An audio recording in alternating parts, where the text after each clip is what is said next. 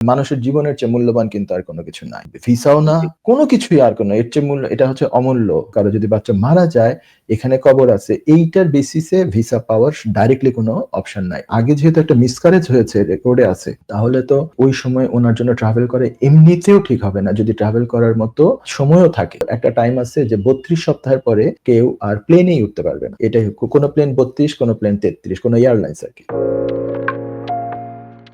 Next কলে চলে গেলাম। কে আছেন এখন লাইনে? আপনার প্রস্তুতি করুন প্লিজ। হ্যালো, আসসালামু আলাইকুম ভাই, ভালো আছেন? ওয়ালাইকুম সালাম। জি ভালো আছি। আপনি ভালো আছেন? জি, ভালো আছি। ভাই আমরা আছিলাম PSW তে। এখনো আছি PSW ভিসায়। আমাদের ৫ মাসের মতো ভিসা আছে আরকি। সো আমি আপনাকে যে ঘটনা বলতেছি এটা আরো ৫ মাস আগের ঘটনা। এখানে আমার বেবি মিসক্যারেজ একটা হয়, বুঝছেন? সো তখন বেবির বয়স ছিল ৪ মাস। সো ৪ মাস হওয়ায় এখানে আমি বেবিকে আমাদের ইসলামিক রীতি অনুযায়ী দাফন কাজ সম্পন্ন করি। আমাদের এই কবরস্থানে আরকি। এখন পরে আমার ওয়াইফের অবস্থা খুবই খারাপ হয়, যেহেতু বেবি এখানে মিসক্যারেজ হয় এবং পরে ১ সপ্তাহ পরে উনার অবস্থা ঠিক হয়। বাট সাইকোলজিস্টের সাথে উনার যে কাউন্সেলিং সেটা চলতে থাকে। সাইকোলজিস্ট আমাকে সাজেস্ট করে যে উনাকে নিয়ে দেশে যান। দেশে গেলে হয়তো কোনো একটা বেটার করবে। তো দেশে যাই। দেশে যাওয়ার প্ল্যান ছিল ২ মাস থাকবো। কিন্তু দেশে গেছিলাম ১০ দিন ১২ দিন পরে উনার মানে এখানের কবরস্থান দেখবে প্লাস মানে ইউকে তে আসবে, সেজন্য উনি মানে খুবই প্রেশারাইজ করে আমাকে। বুঝছেন? তো এটা ১৫-১৬ দিনের মাথায় যেহেতু আমি PSW তে ছিলাম। সো আমি চিন্তা ভাবনা করতেছি যে আমি দেশে এর আগে জব করছিলাম স্টুডেন্ট ভিসায় যাওয়ার আগে। সো দেশেই সেটেল হয়ে যাবো। আর উনাকে ডিমোটিভেট করতেছি যে ইউকে তে যাবো না। বুঝছেন? সো হুম। উনার কন্ডিশন এত খারাপ হইতেছে যে উনি ফাইনালি মানে অব একটা অবস্থায় গিয়ে আরকি সুইসাইড অ্যাটেম্প্ট করে। এটা আমার উপরে ক্ষিপ্ত হয়ে যে আমি লন্ডন আসবো না বা লন্ডন আর ভিসাও শেষ হয়ে যাচ্ছে। সো উনি মানে এখানে মানসিক দিক দিয়ে ক্ষতিগ্রস্ত হয়ে গেছে এবং উনার ফ্যামিলিতে এইরকম এক্সাম্পল আরো আছে যে বেবি মিসক্যারেজ হইছে অথবা বেবি জন্ম করে হয়ে মারা গেছে। বাট আমাদের রিলেটিভস এ কোনো এরকম নেই। সো এখন আমাদের ভিসা সরি আমি উনাকে এই দেশে নিয়ে আসার পরে ওই সাইকোলজিস্ট এর সাথে আবার কাউন্সেলিং হয়। কাউন্সেলিং এই চলতে আছে এখন। আর এখন যত আমাদের ভিসার মেয়াদ কমতেছে তত উনি মানে আরো বেশি মানে অভাবগ্রস্ত হচ্ছে মানসিক দিক দিয়ে খুবই। সো এখন উনি চাচ্ছে যেকোনোভাবে এটাকে যদি ইস্যু করে এই লন্ডনে থাকা যায় তাহলে খুব ভালো। যেহেতু আমি PSW তে আছি। আমার ফার্দার রোড হচ্ছে ডিবি অথবা পিএইচডি তে। বাট আমার এদেশে পড়ালেখা করার আর কোনো ইচ্ছা নেই। কিন্তু উনি চাচ্ছে যে এইটারই ইস্যু কইরা হয়তো যদি আমরা এখানে থাকার কোনো একটা সুযোগ পাই, এটা আমাদের জন্য বেটার হবে। উনি স্টাডি করতেছে, উনি পড়ালেখায়ও খুব ভালো, ইংলিশও ভালো, ভালো বুঝে। সো এজন্য স্টাডি করতেছে, আমাকে বলতেছে যে ফ্যামিলি এন্ড প্রাইভেট লাইফ এ হয়তো নাকি কিছু আছে আরকি। এজন্য ওকে। আপনার সাথে মানে প্রশ্ন রাখা যে এটা আচ্ছা। দিয়ে কি আমরা কোনো বেনিফিটেড হব? যেহেতু দেশে উনি একটা অ্যাটেম্প্ট করছিল প্লাস ওইখানের সাইকোলজিস্ট প্লাস হসপিটাল সবকিছু রেকর্ড আছে। এখন পর্যন্ত যে লন্ডনে আপনার সাইকোলজিস্টের সাথে কাউন্সেলিং এ আছে এইটাও রেকর্ড আছে। জি।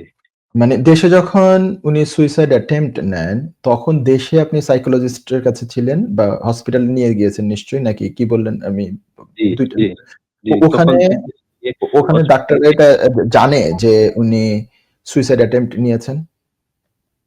জি, আমি সবকিছু খুলে বলছি এবং ওইখানে বসেই উনি আমাকে দিয়ে লন্ডনের আবার টিকেট টিকেট কাটাইছে, বুঝছেন?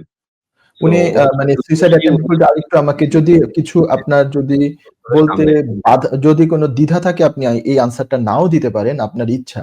দেখেন, আপনি যদি চান দিতে পারেন, না দিলে না দিয়েন। সেটা হচ্ছে যে উনি সুইসাইড অ্যাটেম্প্ট কিভাবে নিয়েছেন? কি করেছিলেন অ্যাকচুয়ালি?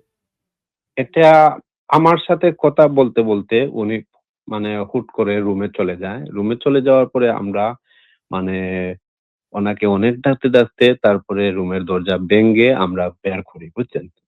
এইটা এই ফ্যানের সাথে ছিল আরকি। বাট আমরা ওনাকে সেভ করতে পারছি এটা আলহামদুলিল্লাহ আরকি। বুঝছেন? হুম, কিন্তু জি। মানসিকভাবে খুবই ডিপ্রেসড। ওকে। দেশ থেকে এই ধরনের রিপোর্ট নেয়া যাবে যে ডিটেইল রিপোর্ট যে ডাক্তাররা তাকে এরকম পেয়েছেন এবং এরকম অ্যাটেম্প্ট নেয়া হয়েছে। ওই জি, সময় কোনো এইটা ফটো আছে। মানে ওই সময়ের এই রিপোর্ট তো নেয়া যাবে, তাই না? ডিটেইল রিপোর্ট দেশ থেকে? জি, জি, জি। এবং উনার এইটা ইয়ে হচ্ছে যে এখানে দেশের থাকা এই কারণে এটা করছে এবং বাংলাদেশের ডক্টরদের সাথে কথা বলে ডক্টরের সামনে আমাকে টিকেট কাটাইছে। এগুলো সবই আছে বুঝছেন? তাহলে হচ্ছে যে এখানে মানে এখানে কেন উনি থাকতে চাচ্ছেন? এটা কি ওই বাচ্চা যে তার এখানে আছে একজন মানে বাচ্চা মিনস আরকি এই বাচ্চার কবর বাচ্চার দাফন কাজ করছি গ্রেভইয়ার্ড এ। এখন উনি আবার প্রেগন্যান্ট ও এখন বর্তমানে বুঝছেন? সো হুম, একটু আপনাদের ভিসা শেষ কবে? উনার একটা ডর, উনার একটা ভয় যে দেশে গেলে হয় যদি মিসক্যারেজ হয়ে যায় অথবা এখানে যদি আমরা থাকি তাহলে লন্ডনে আমাদের এটলিস্ট একটা কবরস্থানে আমাদের বাচ্চা আছে। সো আমরা দেখতে পারবো। আর ওই বাচ্চার বয়স এই মিসক্যারেজ এর সময় ৪ মাস ছিল। কবে? মানে ৪ মাস হুম। প্রেগন্যান্সি ছিল। হাত আপনি পা আমাকে সব বলেন আপনার ভিসা শেষ কবে? বুঝতেন? জি? আপনাদের ভিসা কবে শেষ হবে? ভিসা আরো ৪ থেকে ৫ মাসের মতো আছে। ওকে, তাহলে এইখানের সাইকিয়াট্রিক এবং সরি সাইকিয়াট্রিক না, সাইকোলজিস্ট এর সাথে কি কমিউনিকেশন এ আছেন জিপির সাথে বা হসপিটাল এগুলোর সাথে? একটা জি, তো এখন এখনো প্রেগন্যান্ট হিসাবে ডিফারেন্ট এক ডিপার্টমেন্টে অ্যান্টিনেটাল ক্লিনিকে অ্যাটাচড আছেন সেটা একটা জিনিস। বাট মেন্টাল সাইডটা নিয়েও কি অ্যাটাচড আছেন ডাক্তারদের সাথে? জি, জি, ওকে, আমি আপনাকে এই আপনার প্রশ্ন আমি ভালো করে বুঝেছি। আলহামদুলিল্লাহ, থ্যাংক ইউ। তবে obviously ফার্স্ট অফ অল হচ্ছে আমি আপনাকে ধন্যবাদ দিচ্ছি যে আপনি আপনার ওয়াইফকে টেক কেয়ার করছেন, কনসার্ন আছেন। মানুষের জীবনের চেয়ে মূল্যবান কিন্তু আর কোন কিছু নাই। ভিসাও না, জি, কোন কিছুই আর কোন এর চেয়ে এটা হচ্ছে অমূল্য, হ্যাঁ? সেটার দিকে আপনি স্পেশালি খেয়াল রাখবেন এবং উনাকে ব্যাপারটা যেহেতু মানসিকভাবে যতটুকু সাপোর্ট দিয়ে উনাকে কন্ট্রোলে রাখা যায়, ভালো রাখা যায়। ওভার দ্য পিরিয়ড আশা করি যে হয়তো আগের বাচ্চাটার যে লস হওয়ার যে তার কষ্ট সেটা ইনশাআল্লাহ ভবিষ্যতে একটা বাচ্চা আসলে আস্তে আশা করি ইনশাআল্লাহ আল্লাহ কাটিয়ে দিবেন। যাতে উনি বের হয়ে আসতে পারবেন অনেকখানি হয়তোবা ইনশাআল্লাহ। তবে একটা বাচ্চা এইভাবে লস হওয়া মায়ের জন্য অনেক বেশি কষ্টের মানি। এখন আমি হচ্ছে আপনার লিগ্যাল সাইড নিয়ে একটু কথা বলব। আপনি চাইলে ফোন রেখে শুনতে পারেন। উনিও যদি শুনতে চায় শুনতে পারে অথবা আপনি রেকর্ড করে উনাকে পরে শোনাবেন। আচ্ছা, সেটা হচ্ছে এই যে এটাকে হচ্ছে আর্টিকেল 3 এর কেস, এটা medical ground. Of course human ECHR এ কভার করে। যেগুলো লাগবে দেশের থেকে ডিটেইল রিপোর্ট লাগবে। ডক্টর যে ওখানে এমনকি উইটনেসও ছিলেন যে ডাক্তারের সামনেই আপনাকে এমনভাবে বলা হচ্ছে যে আমাকে লন্ডন ফিরে যেতেই হবে। আদারওয়াইজ আমি সুইসাইড আরেকবার অ্যাটেম্প্ট নিব বা একবার আপনারা ভাগ্য ভালো সবাই বের করে আনতে পারছেন, উনাকে সেভ করে আনতে পারছেন। নেক্সট টাইম যদি না হয় তো সেটা তো একটা বা কোনো এক সময় যদি না হয়, উনি যদি এই ট্রমা থেকে যদি কখনোই সহজে বের হয়ে আসতে না পারেন, সো ওই ধরনের ডাক্তারের ফুল ডিটেইল রিপোর্ট লাগবে। রিপোর্টের কিছু মানে আপনার প্যাটার্ন আছে। ১ম এ ডাক্তারকে দিতে হয় যে উনি কোন ক্যাপাসিটিতে এই রিপোর্টটা লিখছেন। উনার নিজস্ব যে এক্সপেরিয়েন্স, নিজস্ব যে একাডেমিক কোয়ালিফিকেশন এইগুলো ওখানে থাকতে হবে এবং সেই সাথে উনি কিভাবে দেখেছেন এই আ ইয়েকে পেশেন্টকে, তারপরে উনার রিকমেন্ডেশন কি, স্ট্রং রিকমেন্ডেশন কি এইগুলা যাতে ওখানে থাকে। তারপরে chronological ইভেন্ট গুলো থাকে। কবে থেকে কবে কি হয়েছে ডাক্তারের পার্ট থেকে। এইগুলো দেশের রিপোর্ট। সেকেন্ডলি হচ্ছে এইখানে আপনারা যে যাচ্ছেন এই সমস্ত কিছু লাগবে। আর উনি সদ্য আবার হয়তোবা প্রেগন্যান্ট আপনি বলেছেন। আম হতে পারে উনার মাইন্ডটা ডাইভার্ট হয়ে এখন পেটে যে নতুন বাচ্চা আছে তার দিকে যদি যায় তাহলে it's better for her life. আর সেখানে হচ্ছে আরেকটা জিনিস হচ্ছে এখানে doctor, antenatal clinic, GP, hospital everywhere থেকে রিপোর্ট লাগবে। কি রিপোর্ট লাগবে? আগে যে মিসক্যারেজ হয়েছে এই বাচ্চাটা যাতে ঠিক থাকে এটার জন্য ডাক্তারের স্ট্রং রিকমেন্ডেশন হচ্ছে সে যাতে ট্রাভেল না করে। আর আজ থেকে ৪-৫ মাস পরে যখন আপনাদের ভিসা শেষ হবে তখন তো নিশ্চয়ই হয়তোবা উনি তখন আর ট্রাভেল করার পর্যায়েই থাকবেন না। কারণ ততদিনে প্রেগন্যান্সি আরেকটু বাড়বে মানে হেভিলি প্রেগন্যান্ট হয়ে যাবেন হয়তো উনি। তো একটা টাইম আছে যে ৩২ সপ্তাহের পরে কেউ আর প্লেনেই উঠতে পারবে না। এটাই কোন প্লেন ৩২, কোন প্লেন ৩৩, কোন এয়ারলাইন্স আরকি। তো এইগুলাও আছে, এটা সিভিল এভিয়েশন ল, এটা ঠিক ইমিগ্রেশন ল না। আর এইগুলা সব রিপোর্ট এবং উনার মেন্টাল হেলথ এর যাবতীয় যত রিপোর্ট আছে, যত স্ট্রং রিপোর্ট করা যায় এবং এখানকার ডাক্তাররা যদি এটা রেকমেন্ড করে যে উনার এই যে আরেকটা ১ম বাচ্চা যেটা মিসক্যারেজড হয়ে মারা গিয়েছে বা আল্লাহ নিয়ে গেছে, সেই বাচ্চা গ্রেভিয়ার্ড এখানে যে তার রেগুলার যেতে হয় এবং গ্রেভিয়ার্ডে যাওয়ার জন্য যদি কোনো ওখানে যে ওই অ্যাটেন্ডেন্সের কোনো বুকে যদি ওনাকে লিখে তারপর যেতে হয়, ওখান থেকে যদি একটা রিপোর্ট আনা যায় যে উনি রেগুলার বেসিস মান্থলি বা উইকলি বা 2 উইকলি উনি এই সপ্তাহে বা উইকেন্ডে উনি সবসময় ভিজিট করেন এবং এইটার এভিডেন্স যদি থাকে যে ওনাকে এইটা যদি না হয় তাহলে উনি আবার এতটাই মানে ট্রমাটাইজড থাকেন, এই মিনিমাম এইটুকু যদি না হয় তাহলে উনি সুইসাইড অ্যাটেম্প করতে পারেন, যেটার মানে উইটনেস হচ্ছেন বাংলাদেশের একজন ডাক্তার প্লাস হচ্ছে যে এটা রিপোর্টই সেটা বলছে। Then we can make a case, you can try. Threshold খুব হাই, এত সহজ না।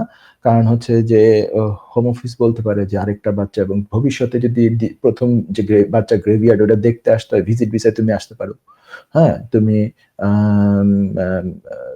এই ক্যাটাগরিতে কারো বাচ্চা সিম্পলি মানে খোদা না করুক কারো যদি বাচ্চা মারা যায় এখানে কবর আছে, এইটার বেসিসে ভিসা পাওয়ার ডাইরেক্টলি কোনো অপশন নাই। ওনার অনলি যে মেন্টাল হেলথ গ্রাউন্ডে অ্যাপ্লিকেশন করা যেতে পারে।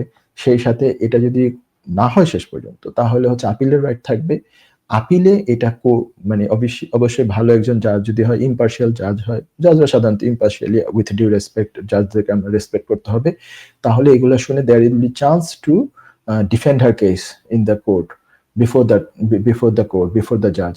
তো এইভাবে আপনি আসলে ডিল করতে পারেন। এই সমস্ত ডাক্তারের রিপোর্টগুলো আমাদের লাগবে এবং এইগুলো দিয়ে, এবং আমি বললাম গ্রেভিয়ার্ডের রিপোর্ট, তারপর পার্সোনাল স্টেটমেন্ট থাকবে যে ক্রনোলজিক্যাল ইভেন্ট কিভাবে কি হলো, এইগুলো ইয়ে করে তারপরে অ্যাপ্লিকেশনটা করতে হবে।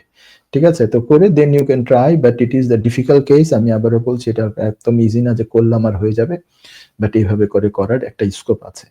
Article 3 and article 8 both. ঠিক আছে, এগুলো নিয়ে প্লাস হচ্ছে যে উনি ওই যখন ইদানিং মানে যেই সময় আপনাদের ভিসা শেষ হবে সেই সময় উনি তো একটু বেশি মানে প্রেগনেন্সিটা হয়তো বা 25-30 উইক এরকম হয়ে যাবে, তখন ওনার এমনি ফ্লাই করার রেস্ট্রিকশন থাকবে। সেকেন্ডলি হচ্ছে যে আগে যেহেতু একটা মিসক্যারেজ হয়েছে রেকর্ডে আছে, তাহলে তো এই এই মানে এখানে এই মানে ওই সময় ওনার জন্য ট্রাভেল করে এমনিতেও ঠিক হবে না যদি ট্রাভেল করার মতো মানে সময়ও থাকে।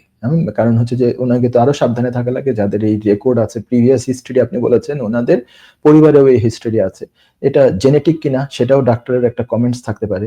ঠিক আছে, এইভাবে করে এটা ডিল করেন। আশা করি মানে আপনি এই ধরনের সমস্যা থেকে উত্তরণ পাবেন। আমি আল্লাহর কাছেও দোয়া করছি আপনার জন্য। আমিন। Thank you. যুক্তরাজ্যের ভিজিটর ভিসা নিয়ে দুশ্চিন্তা? আপনার আত্মীয় বা বন্ধুর ইউকে ভিজিটর ভিসা রিফিউজড হয়েছে? আপনি কি জানেন হোম অফিসের এই সিদ্ধান্তের বিরুদ্ধে জুডিশিয়াল রিভিউ করা যেতে পারে? উইলডেন লিগ্যাল সলিসিটার্স নিয়ে এলো ইউকে ভিজিটর ভিসা রিফিউজালের বিরুদ্ধে নো উইন নো ফি বেসিসে জুডিশিয়াল রিভিউ করার ব্যবস্থা। জি, ঠিকই শুনেছেন, নো উইন নো ফি। তার মানে আপনি আমাদের ফি শুধুমাত্র তখনই পে করবেন যখন আমরা আপনার জুডিশিয়াল রিভিউতে সফলতা এনে দিতে পারবো। আমাদের রয়েছে দীর্ঘদিনের অভিজ্ঞতা সম্পন্ন দক্ষ ইমিগ্রেশন সলিসিটার্স, যারা সর্বোচ্চ গুরুত্ব সহকারে আপনার জুডিশিয়াল রিভিউ পরিচালনা করবে। বিস্তারিত তথ্যের জন্য যোগাযোগ করুন 0207 423 9977। Wilden legal solicitors, your trusted law firm.